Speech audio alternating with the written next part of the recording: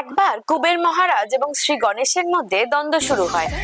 কুবের তার নিজের ধন সম্পত্তি নিয়ে প্রচন্ড অহংকার করতে শুরু করেন। অহংকারে বশবর্তী হয়ে ধন সম্পত্তির পরিমাণ দেখাতে স্বয়ং ভোলেনাথকে ভোজনের জন্য নিমন্ত্রণ করেন। ভোলেনাথ তার অভিপ্রায় বুঝতে পারেন এবং বলেন, আমি যেতে পারবো না, তুমি আমার পুত্র গণেশকে নিয়ে যাও। শ্রী গণেশকে নিয়ে কুবের মহারাজ তার প্রাসাদে নিয়ে গেলে গণেশজি বলেন, আমি আগেই ভোজন গ্রহণ করতে পারবো না, তাহলে সব ভোজন শেষ হয়ে যাবে এবং বাকি সকলে ক্ষুধার্ত থাকবে। অহংকারে কুবের বলেন, আপনি খান, এখানে ভোজন কখনো কম পড়ে না। এরপর শ্রী গণেশ খাওয়া শুরু করলে ধীরে ধীরে ভোজন সব শেষ হয়ে যায়।